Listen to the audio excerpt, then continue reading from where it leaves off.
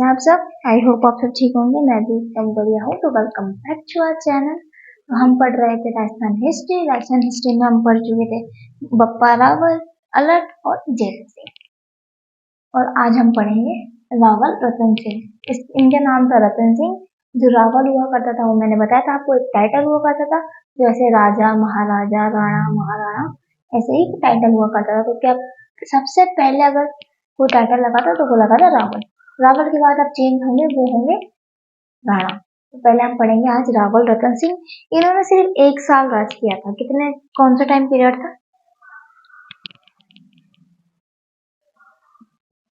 1302 से 1303 AD। बस 1 साल ही इन्होंने राज किया था। अब हम एक एक करके देखते हैं। अब अगर हमको राणा रतन सिंह पढ़ना तो हमको एक नाम और पढ़ना पड़ेगा। क्या नाम पढ़ना पड़ेगा? हमको पढ़ना पड़ेगा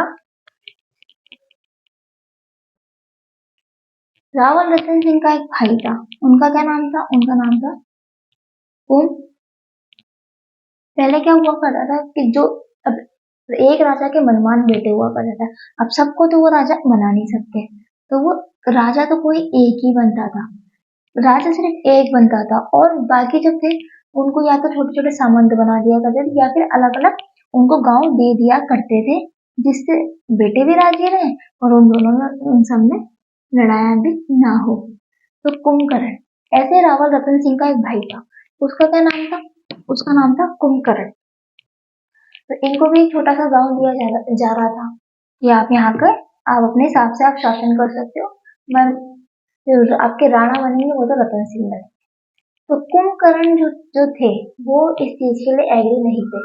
वो कहते अगर बनना है तो राजा ही बनूंगा ना, मैं क्यों छोटे से गांव का एक सामंत बनूंगा। तो ठीक है, तो उन्होंने कहा मैं तो जा रहा हूँ नेपाल।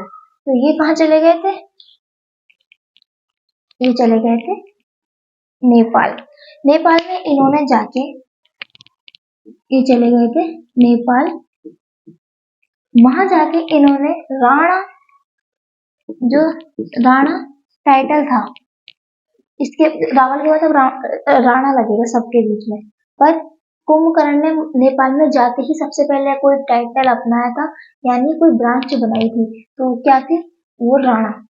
मतलब जितने भी वहां के राजा होंगे वो सब राणा। अब जैसे अब ये इन्होंने तो ये राणा कुंभकर्ण हो गए। तो वहां पे जाके इन्होंने राणा ब्रांच बसाई थी। कहाँ पे? नेपाल में। 2008 में तक नेपाल में जो राजा थे, ऐसे तो राजा अभी भी है, लेकिन उस टाइम वहां पे राजाओं का शासन हुआ करता था। तो 2008 में जाके वो सब समाप्त हुआ। जो 8 के राजा थे वो भी राणा थे। मेरे को नाम एग्जैक्ट याद नहीं आ रहा है, वो भी राणा थे। अब हम इसमें पढ़ेंगे, अब रतन सिंह पढ़ेंगे तो अपने दिमाग में ऑटोमेटिकली चीज आएगी, क्योंकि सबने पद्मावत देख रखी होगी। क्योंकि सब अच्छी चीज कम देखते हैं, बुरी चीज सबसे पहले देखते हैं ना, इसलिए सबने पद्मावत देख रखी होगी। तो पद्मावत में अच्छा रतन सिंह, इसका मतलब इनकी रानी का नाम है पद्मिनी। हाँ ठीक है, नाम तो सही है तो पद्मिनी। तो हम पढ़ेंगे इनकी बीवी पद्मिनी। पहले हम थोड़ा सा देख लेते हैं कि पद्मिनी कौन थी, क्या थी, फिर हम इसके बारे में आगे बात करेंगे। तो जो पद्मिनी थी, फर्स्ट तो वो क्यून थी और रतन सिंह की सेकंड। वो प्रिंसेस थी सिंगल आइसलैंड की। किसकी थी? कौन से आइसलैंड की थी? सिंगल आइसलैंड की वो प्रिंसेस थी। अब सिंगल कहाँ पड़ता है? आज के टाइम पे आप उसको श्रीलंका मान सकते हैं। तो वहां पे वो राजकुमारी थी। अब पहले मैं लिख देती हूँ सिंगल आइसलैंड। अब बहुत से जो हिस्टोरियन है और हमारे जो लोकगीत है, लोक कहानियां हैं, उसमें ये बोला जाता है कि एक टाइम जो रतन सिंह थे वो अपने महल के बाहर टहल रहे थे। वहां से एक कबूतर आता है। कबूतर आके बताता है, और कबूतर का नाम होता है हीरा। तो वो आता है वो बताता है कि वहाँ पे 7 समुंदर पार एक शहर है सिंगल नाम का। वहाँ की जो राजकुमारी है वो बहुत सुंदर है और आपको उससे विवाह करना चाहिए। तो फिर वो वहाँ जाते हैं, राणा रतन सिंह स्टार्टिंग में जाते हैं वो। तो पहले पद्मिनी को ढूंढते हैं, खूब तरीके से ढूंढते हैं। फिर एक टाइम ऐसा आता है उनका पैसा खत्म हो जाता है, क्योंकि वो उस टाइम राजकुमार थे, राजा नहीं थे, है ना। तो वो उस टाइम जाना तो पैसा खत्म हो जाता है। तो फिर वो एक सन्यासी के रूप में, मतलब दाढ़ी बड़ी और माला वगैरह पहन रही, तो ऐसे वो सन्यासी के रूप में जंगलों में भटक रहे होते हैं। तो कोइंसिडेंटली पद्मिनी के जो पापा थे गंधर्व सिंह, वो उनको वहां मिल जाते हैं। तो वहां मिलते हैं तो कहते हैं आपकी शक्ल देख के आप मुझे साधु संत तो लगते नहीं हो, आप तो कहीं के राजा वगैरह लगते हो। और ऐसा क्या कारण रहा जो आपको इतनी जल्दी संन्यास लेना पड़ा? तो वो कहते हैं नहीं, कोई कारण नहीं था। फिर वो बोलते हैं कारण तो आपके महल में है, इसलिए मुझे कबीर सिंह बनना पड़ा। कि मतलब ये मजाक था। तो उन्होंने बोला मैं ऐसे ऐसे आया हूँ, मैं आपकी जो राजकुमारी है उसे विवाह करना चाहता हूँ। अब सिंगल की क्या औकात जो मेवाड़ के राजा को अपनी बेटी देने से मना करते, क्योंकि उस टाइम मेवाड़ बहुत बड़ा हुआ करता था राजस्थान में। तो अब श्रीलंका ही है मान लो आज के दिन में। अब अपने इंडिया का मैप खरीदने जाते हैं ना, तो सिंगल जो सॉरी श्रीलंका का जो मैप है वो फ्री आता है अपने साथ। तो इसलिए उन्होंने मना नहीं किया, उन्होंने उनकी बात मानी और फिर पद्मिनी की शादी कर दी, किससे? रावल रतन सिंह से। तो ये थी कहानी। अब ये सच है झूठ है ये तो भगवान जाने, लेकिन अब कहानियां है तो है। तो अब पढ़ने के लिए कहानियां भी पढ़नी पड़ती है, और कहानियों से अगर अपन कोई चीज याद करते हैं ना तो वो बहुत जल्दी याद हो जाती है। मेरे को भी ऐसे ही याद होती है। अब ऐसे तो मैं पढ़ने बैठी तो बहुत टाइम हो जाता है। अब जो हमें सर पढ़ाते थे वो सर कहानियों के तौर पे ही पढ़ाते थे, तो इसलिए जल्दी याद हो जाया करता था। अब हम देखते हैं पद्मिनी के फादर का क्या नाम था। मैंने अभी आपको बता, गंधर्व सेन। और इनकी जो माता थी उनका नाम था चंपावती।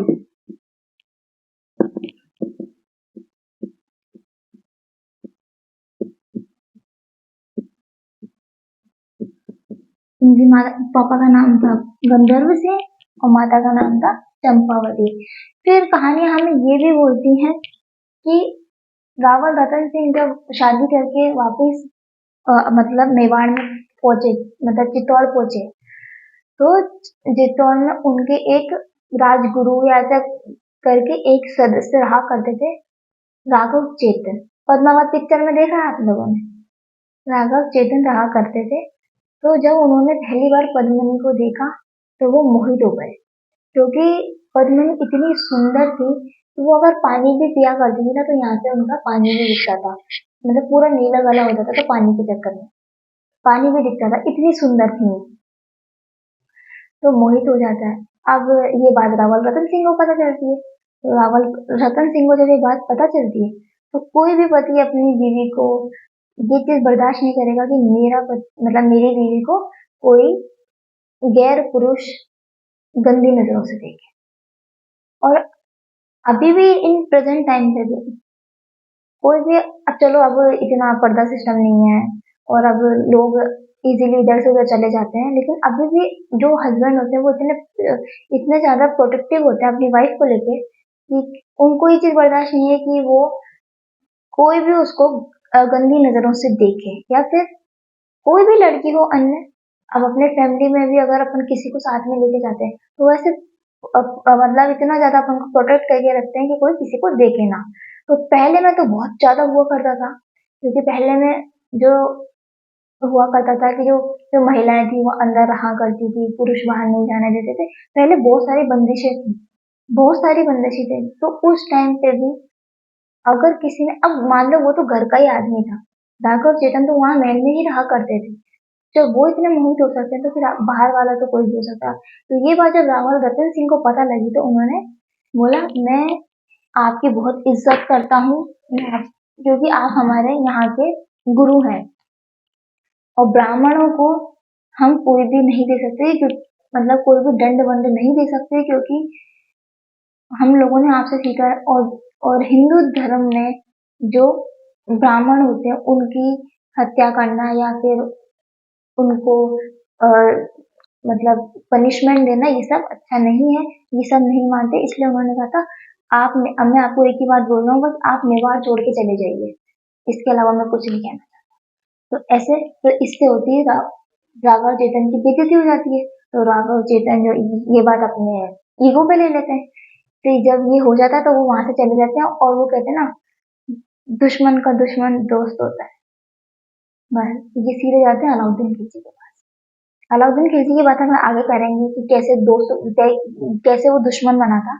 तो पहले हमें देखते हैं जब राघव चेतन जाते हैं अलाउद्दीन खिलजी के पास, फिर वो जाते हैं तो फिर वो बात करते हैं कि आप क्या इतने से वो कर रहे हो, आपको पता है चित्तौड़ की राजा है ना, हाँ, उनकी जो रानी है ना पद्मिनी, वो इतनी सुंदर है, इतनी सुंदर है ना कि अगर कोई उनको आप उनको देख लो ना तो आपकी नजर न हटे उनसे। ये बात है। अब बाकी कहते हैं कि इतनी सुन के ही अलाउद्दीन खिलजी ने चित्तौड़ पे आक्रमण कर दिया था। पर ये चीज कोई सच्ची नहीं है कि कोई लुआयों के लिए भी युद्ध हुआ करते थे, ऐसा नहीं था। इसके पीछे जो मेन कारण थे वो तो अलग है। ये तो एक कहानी के तौर पे एक ये कारण है, लेकिन इसकी कोई मतलब हम इसके पूरे 100% श्योरली नहीं कह सकते कि ये कारण था। हाँ, ये हो सकता है एक कारण, लेकिन पूरा 100% ये कारण नहीं था। वो क्या कारण थे अभी हम पढ़ेंगे, 4 कारण थे वो।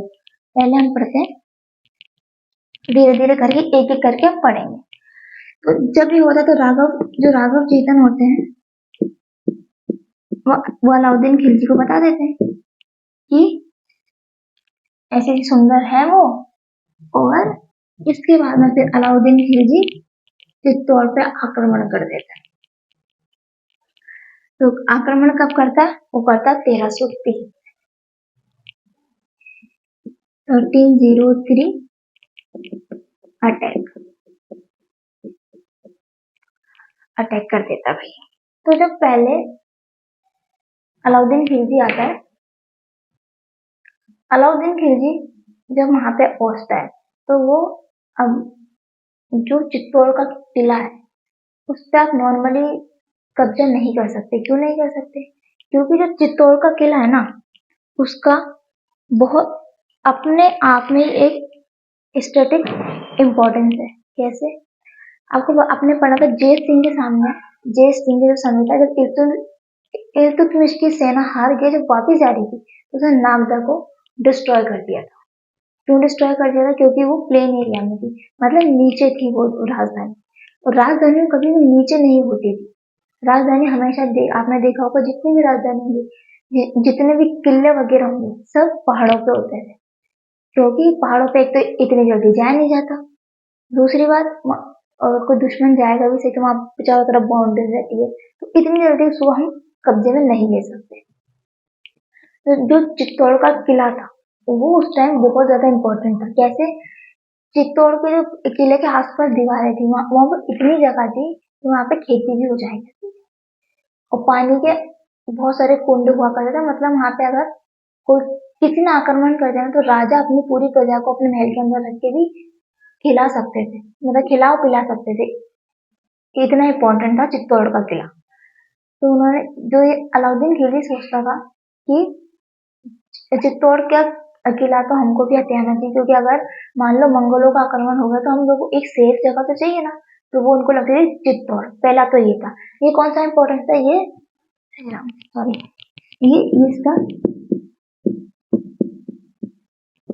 ये इसका स्ट्रेटेजिक इम्पोर्टेंस थी। चित्तौड़ के किले। अब सेकंड क्या थी? इकोनॉमिक। इकोनॉमिक कंडीशन क्या? एक एक टाइम अलाउद्दीन खिलजी जा रहा था मालवा पे आक्रमण करने। क्योंकि पहले क्या हुआ था, अगर आपको ट्रेड करना है तो ट्रेड के मुख्य सेंटर से दो थे। कौन से? एक तो गुजरात था और एक था मालवा।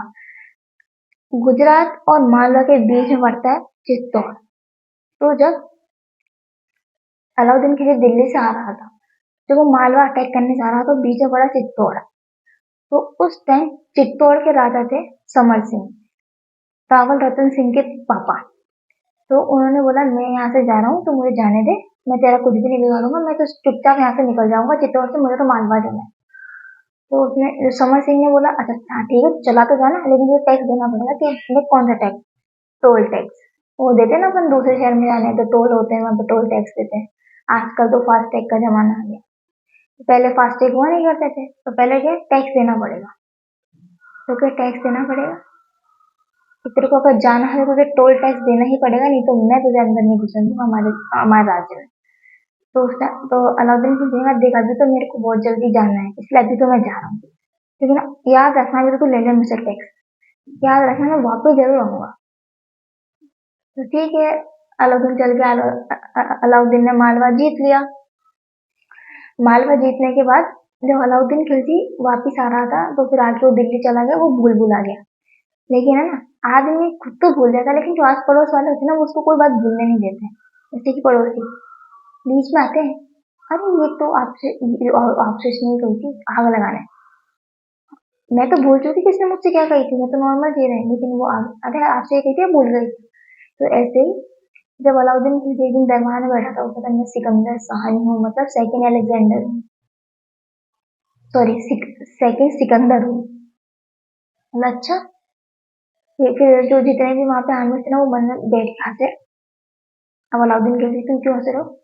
ये नहीं नहीं सर वो तो कुछ बात याद आ गई थी। ये नहीं क्यों हंस रहे हो बताओ ना। कि सर वो याद है आपको मैं टोल टैक्स दिया था, चित्तौड़ चित्तौड़ टोल टैक्स। बोला हाँ हाँ याद है, तो मुझे ना सुना रहे हो मैं जानता हूँ। फिर उसने कहा अब तो अपन चित्तौड़ पे हमला करेंगे। तो पहला कारण ये था चित्तौड़ पे आक्रमण करने से के लिए, क्योंकि अलाउद्दीन खिलजी ने रतन सिंह के पापा ने टैक्स लिया था, कि टोल टैक्स लिया था कि जब वो मालवा जा रहा था। तो पहला कारण तो ये था। उस टाइम उसके राजा कौन थे? समर सिंह। और इकोनॉमिक कंडीशन इसलिए अच्छी थी क्योंकि ये ट्रेड रूट में पड़ता था, ये गुजरात, ये चित्तौड़, ये मालवा, ये पूरा ट्रेड रूट में पड़ता था, इसलिए भी चित्तौड़ का अपने आप में इकोनॉमिक भी कंट्रीब्यूशन था, इसलिए ये इम्पोर्टेंट था। अब हम पढ़ेंगे इस अटैक के कारण। पहले तो ये सफल हुआ था आक्रमण, अलाउद्दीन खिलजी ने चित्तौड़ को कब्जा कर लिया था, लेकिन पहले हम पढ़ेंगे इसके कॉजेस। इसके कॉजेस क्या क्या थे, अटैक के कॉजेस पढ़ते हैं, एक एक करके पढ़ेंगे।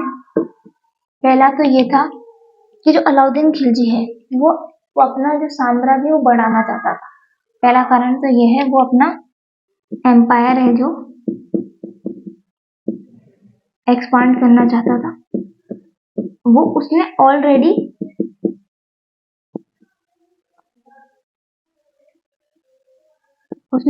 रणथंभौर को अपने कब्जे में ले लिया था।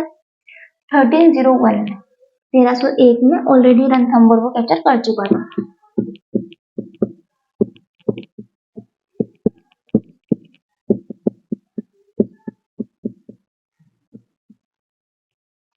कैप्चर कर चुका था।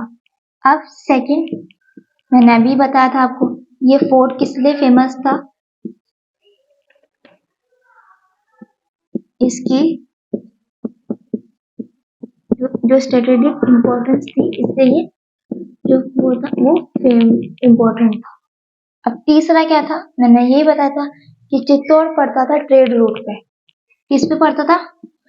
ट्रेड रूट पे। ट्रेड रूट पे पड़ता था किसके बीच में?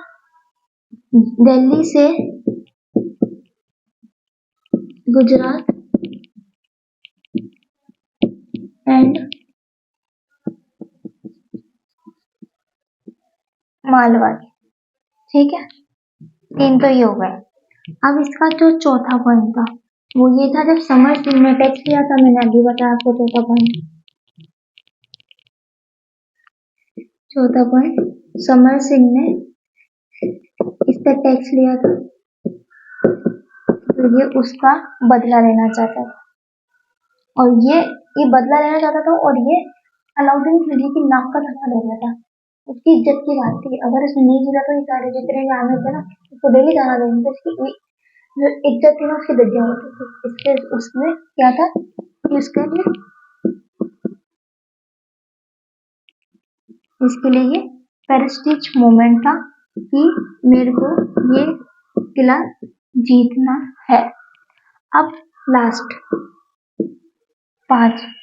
और जब ये बताओ जय सिंह ने इल्तुतमिश को भगा भगा के मारा और रावल रतन सिंह ने 2 बार इसको घुसने नहीं दिया था। क्या कहानी हुई थी, कहानी में बताऊंगी। पहले वाला पॉइंट देखते हैं। जय सिंह ने जब इल्तुतमिश को बढ़ा था, इसका मतलब ये तो नहीं कि जय सिंह का राज्य छोटा है, ठीक है, बढ़ ही रहा है। और समर सिंह के टाइम बड़ा, समर सिंह ने टैक्स के लिए माना, बोला टैक्स दे तभी जाने दूंगा। तो ऐसा कोई भी राजा तो होगा नहीं ना जो जबरदस्ती कहेगा आ बैल मुझे मार। ऐसा तो कोई राजा बोलेगा नहीं जब तक वो खुद शेर ना हो। तो इसलिए ये इस टाइम मेवाड़ की जो जो एम्पायर था वो इंक्रीज होता जा रहा था और कोई भी राजा नहीं चाहता कि उसके एम्पायर के अलावा कोई दूसरा जो एम्पायर है वो बड़ा हो, इसलिए भी दिक्कत थी। तीसरा पॉइंट, 5वां पॉइंट है ये, और लास्ट तो एक ही है, ब्यूटी ऑफ क्वीन पद्मिनी। सबसे लास्ट में अगर 5 लिखना तो ये 5 ही लिखना, लास्ट वाला पॉइंट मत लिखना, और अगर लिखना हो तो लिख देना। मुझे पता लोग सबसे पहले ये लिखते हैं, ब्यूटी ऑफ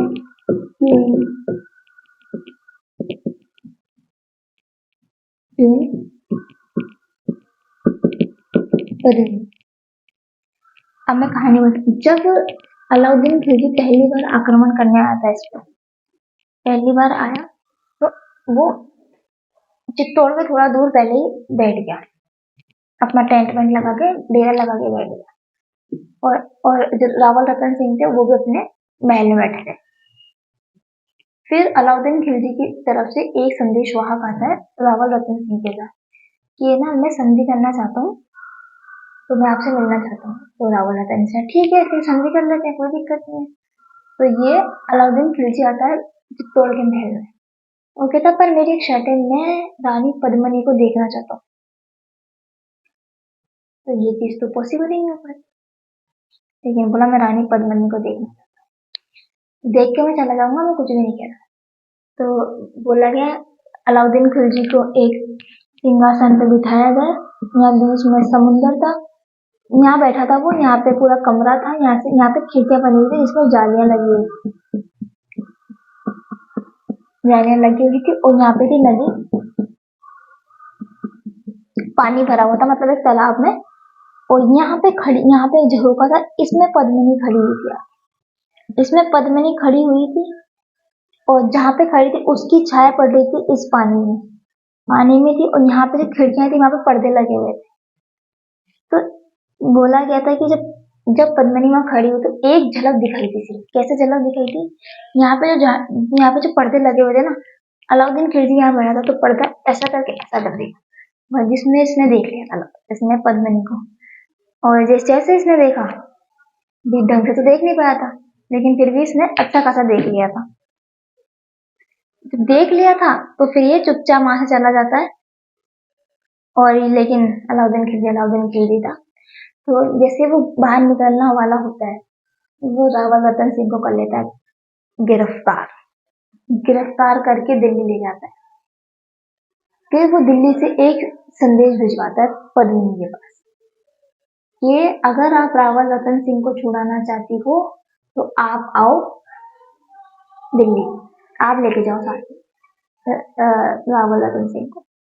उस टाइम रानी पद्मिनी के एक भाई था गोरा, और गोरा का मतलब रानी पद्मिनी का भतीजा था बादल, और ये गोरा बादल आपस में चाचा भतीजा।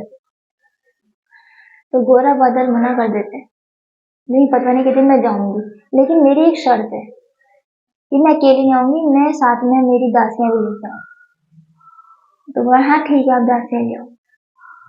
तो एक पालकी में तो बैठती है पद्मिनी, इस पालकी में तो बैठती है पद्मिनी, और बाकी जितनी पालकियां होती है ना उसमें सारे बैठते हैं औरतों के वेश में सारे योद्धा, मतलब सारी सेना, और इसमें इसी में होते हैं गोरा और बादल भी। तो जैसे ही पद्मिनी दिल्ली पहुंचती है और दिल्ली पहुंचते हुए कहती सबसे पहले मैं रावल रतन सिंह से मिलूंगी, मैं अंतिम बार रावल रतन सिंह से मिलना चाहती हूँ। तो अलाउद्दीन कहता ठीक है मिल लो, कोई बात नहीं मिल लो, आखिरी बार देख लो अपने पति को। तो जैसे फिर पद्मिनी जाती है तो वहां से पद्मिनी रावल रतन सिंह को तो भगा के ले आती है, और गोरा बादल वहां पे लड़ते रहते हैं, सारी सेना से लड़ते रहते हैं। जब तक अलाउद्दीन खिलजी को रियलाइज होता है कि अपने साथ धोखा हुआ है, जब तक तो पद्मिनी फुर हो जाती है रतन सिंह को लेके, तो निकल जाते हैं। तो ये कहते हैं उस टाइम लड़ते लड़ते गोरा बादल वहां लड़ रहे थे, जिसमें से वहां पे गोरा की हो जाती है मृत्यु और वो वीर गति को प्राप्त हो जाते हैं, और जो बादल थे वो आ जाते हैं। तो ऐसे फिर उसके बाद होता है वापिस युद्ध, उसके बाद होता है वापिस युद्ध। तो अब फिर जब वापिस वो आके बैठता है तो वो 8 महीने बैठता है, 8 महीने बाहर बैठा रहता है। फिर 8 महीने में वो महल में पानी खत्म होने लगता है, खाना खत्म होने लगता है चित्तौड़ के किले में। जब खत्म होने लगता है तो फिर रावल रतन सिंह कहते हैं अब हम करेंगे शाका। पहला शाका हुआ था चित्तौड़ का, कौन सन में हुआ था? 1301 में, सॉरी 1303 में पहला शाका हुआ था। अब शाका क्या होता है? शाखे में 2 चीजें होती है। पहला तो होता है केसरिया, और सेकंड होता है जोहर, जो महिलाएं करती हैं, जो करती हैं वुमेन्स, और केसरिया करते हैं मेंस। मतलब आदमी तो करते हैं केसरिया और औरतें करती हैं जोहर। आपको पता ही होगा कि जो महिला होती है वो खुद की जान बचाने के लिए कि कोई अन्य पुरुष उनको ना छुए, इसलिए वो अग्नि में कूद जाती है, उसको बोलते हैं जोहर। और शाखा केसरिया ये होता है कि जब आपको पता है कि हम भूख प्यास से मरेंगे, इससे अच्छा लड़ते लड़ते मरते वीर गति को प्राप्त हो, तो ये होता है केसरिया और जोहर का मतलब। तो पहला शाखा कब हुआ था? 1303 में हुआ था। और केसरिया किसने किया था? केसरिया रतन सिंह ने किया था, और जोहर ऑफकोर्स पद्मिनी ने किया था। और जोहर किया था विद 1600 वुमन, 1600 रानियों के साथ, मतलब महल में जितने भी औरतें थी सबके साथ 1600 रानियों के साथ पद्मिनी ने जोहर किया था। और शाखा किया था रावल रतन सिंह ने किस किस के साथ? गोरा और बादल के साथ। तो गोरा तो पहले ही शहीद हो चुके थे, और लड़ते लड़ते बादल भी शहीद हो जाता है। केसरिया हुआ था रतन सिंह की लीडरशिप में, एंड जोहर हुआ था रानी पद्मिनी की लीडरशिप में। वो कितने 1600 रानियों के साथ उन्होंने शाखा कर लिया। तो जब ये युद्ध हुआ था उस टाइम रतन सिंह कमांडर कौन थे? गोरा और बादल, मैंने पहले बताया। तो जब ये युद्ध समाप्त होने वाला था तो जैसे ही अलाउद्दीन खिलजी महल में पहुंचा तो उसने सोचा पद्मिनी मिलेंगे। अब तो पद्मिनी तो नहीं मिली, क्योंकि वो पहले ही जो ज्वाला थी उसमें कूद चुकी थी और वो जोहर कर चुकी थी। तो जैसे उन्होंने गेट खोला अलाउद्दीन खिलजी ने, सिर्फ राख ही राख, राख ही राख, राख ही राख। वहां पे 1600 रानियों के साथ पद्मिनी जी ने जोहर कर लिया था। तो वहां पे सिर्फ और सिर्फ राख मिली और कुछ भी नहीं मिला। राख देख के अलाउद्दीन खिलजी की खोपड़ी खराब, अलाउद्दीन खिलजी पागल हो गया। और उस टाइम क्या डेट थी? 25 अगस्त 1303। कैप्चर कर लिया था चित्तौड़ को।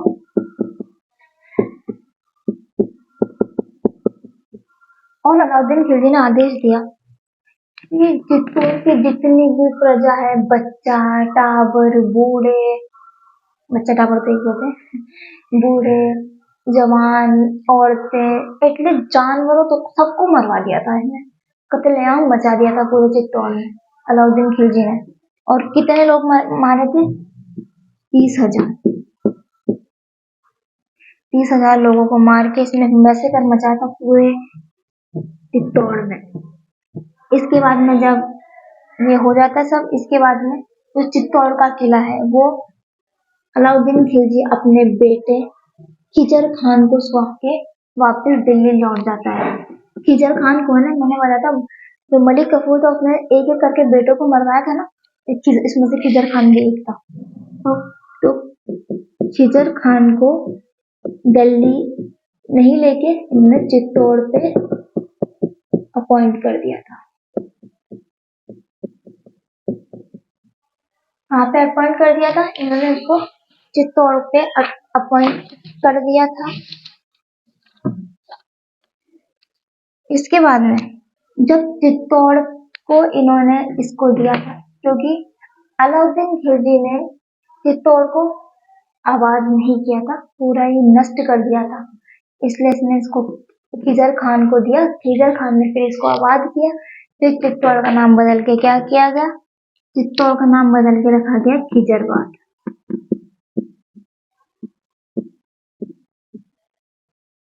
अब ये हमको कैसे पता लगता है कि मेवाड़ जो चित्तौड़ था उसका नाम बदल के खिजराबाद किया गया? हमको एक वहां पे इंस्क्रिप्शन मिलता है, दरगाह ऑफ दाइबी पीर। दाइबी पीर की दरगाह का हमको एक इंस्क्रिप्शन मिलता है। किसका? दरगाह ऑफ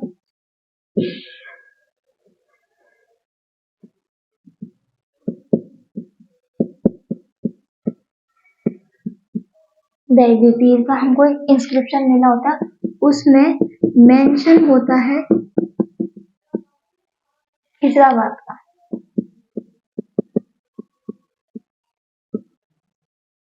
खिजराबाद का मेंशन होता है, किसमें मेंशन होता है? दरगाह ऑफ दाइबी पीर, किस नाम से था? खिजराबाद।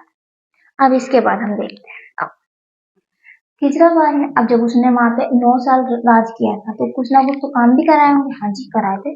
क्या करवाया था? तो चित्तौड़ के पास एक नदी निकलती है, गंभीरी नदी। तो खिजर खान ने वहां पे एक ब्रिज बनवाया था। कहाँ पे बनवाया था? Bridge over river Gambhiri. एक तो इसने ये बनवाया था। तो हमको मिलता है कि इंस्क्रिप्शन, क्या मिलता है? हमको मिलता है कि इंस्क्रिप्शन ऑफ टॉम पे इंस्क्रिप्शन मिलता है। कितना? 1310 का खिजर खान ने बनवाया था। उस पे इसमें जो अलाउद्दीन खिलजी उसको उन्होंने 3 नाम से बोला है। पहला नाम बोला है कि ये सिकंदर शाहनी, मतलब second Alexander divine shadow,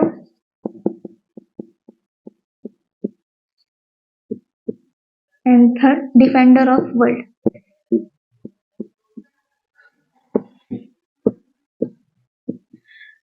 second Alexander मतलब ये सिकंदर शाहनी है, दूसरा अलेक्जेंडर है, सेकंड डिवाइन शैडो का मतलब होता है ये जो इनके सॉरी ये ईश्वर की परछाई है, एंड देन डिफेंडर ऑफ, ये पूरे वर्ल्ड को प्रोटेक्ट करते हैं, इसलिए उन्होंने कहा था defender of world.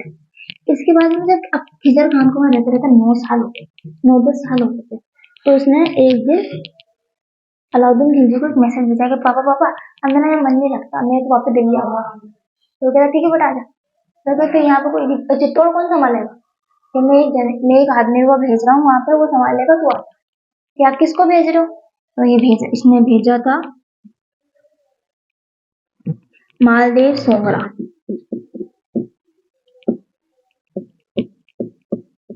Maldev Songra ये कानड़ देव सोंगरा का भाई था।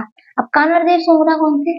जब अलाउद्दीन खिलजी को जो जालोर अभियान था उसमें वो जालोर के राजा थे और ये उनका भाई था। तो वो ये बोलते हैं कि जो कानड़ देव थे उन्होंने मालदेव को पहले भगा दिया था वहां से, तो ये बच गया था। फिर अब रतन सिंह जब हटा था तो इसके बाद किसने संभाला था? मालदेव सोंगरा ने। खिजर खान इनको सौंप के और वापिस आ गया। तो अब इसका क्या नाम था? मालदेव सोंगरा। तो हम इसको एक नाम और देते हैं, क्या? मुछाला। इसकी बड़ी बड़ी मूछें इसलिए हम इसको बोलते हैं मुछाला सोंगरा। क्या बोलते हैं हम इसको? मुछाला मालदेव, मुछाला सोंगरा या मुछाला मालदेव, क्या बोलते हैं इनको? मुछाला मालदेव। अब हम 2 किताबों के बारे में देखते हैं। कौन सी किताब? 1540 की किताब है। राइटर थे मलिक मोहम्मद जायसी। और मलिक मोहम्मद जायसी ने एक किताब लिखी थी। किताब का क्या नाम था? पद्मावत। कौन सी लैंग्वेज में लिखी थी? अवधी लैंग्वेज।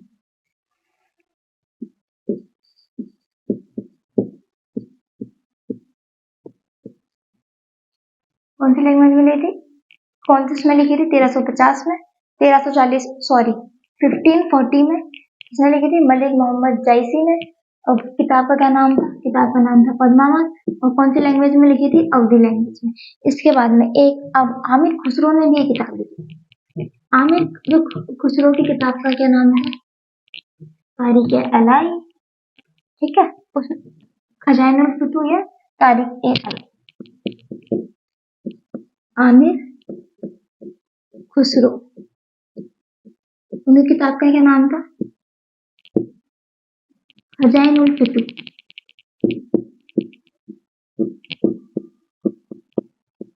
खजाइनुल फुतूह। और उसको हम आम भाषा में क्या बोलते हैं? तारीख अलाई।